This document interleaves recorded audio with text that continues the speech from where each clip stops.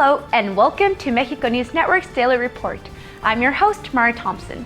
Today we have new information for you, but first don't forget to visit us at mexiconewsnetwork.com as well as follow us on Facebook, Twitter, and Google+, so you can always stay on top of all the relevant information of Mexico and the world. Let's start with today's show. After President Donald Trump signed an executive order to start building a wall on the U.S.-Mexico border, politicians and intellectuals asked Mexican President Enrique Peña Nieto to cancel his visit to the United States scheduled for January 31st. Cuauhtémoc Cárdenas, founder of the Party of the Democratic Revolution, PRD, believes that the Mexican president's visit to the United States should be canceled as a matter of dignity for Mexico.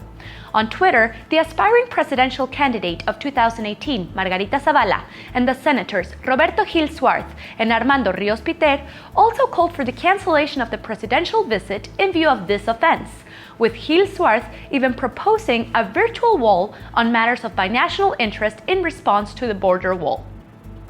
Former Foreign Minister Jorge Castañeda told the newspaper El País that announcing the wall just when Foreign Secretary Luis Videgaray and Economy Secretary Ildefonso Guajardo were coming to Washington to start negotiating is an insult and sets up a climate of confrontation at the opening of the talks.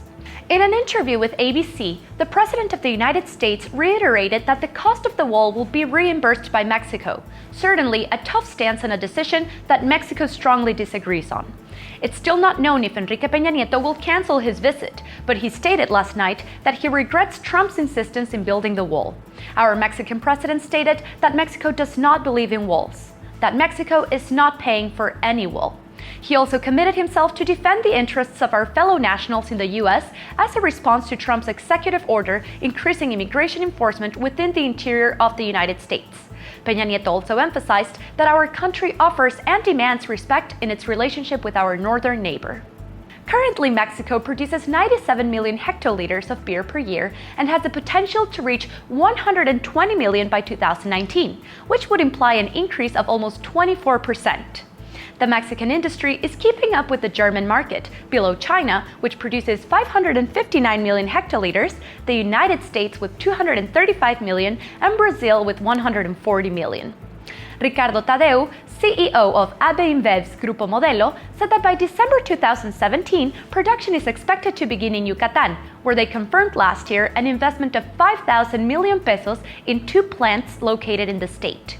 Heineken is also building a plant in Chihuahua, which is expected to begin operations by the end of next year. In turn, Constellation Brands, owner of Corona and other Grupo Modelo brands in the U.S. market, is working on the expansion of its plant in Nava, Coahuila. On the other hand, despite the impact of the exchange rate on some raw materials, consumption in the Mexican market has benefited from the increase in beer culture. Thanks to all this, Mexico could not only surpass Germany in beer production in 3 more years, but in the long term will exceed the Brazilian market, said Maribel Quiroga, General Director of Cerveceros de México.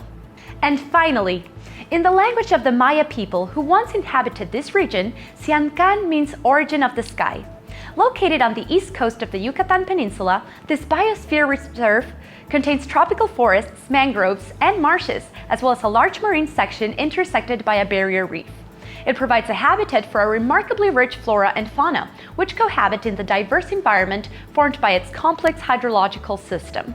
Thanks to all these exceptional characteristics, the Sian Ka'an Biosphere Reserve celebrates 31 years of being declared a natural protected area and 30 of being inscribed on UNESCO's World Heritage List, of which there are only 47 marine sites with an outstanding universal value, and this natural area is one of them.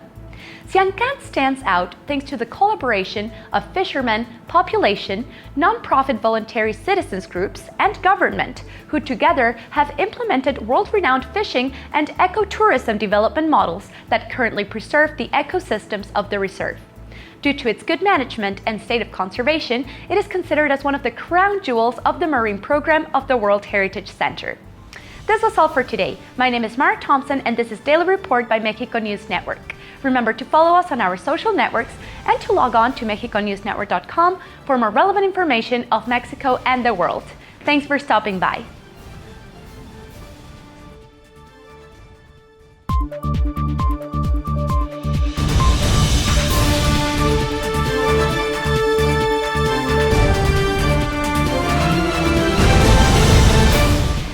liked our content, remember to like and subscribe.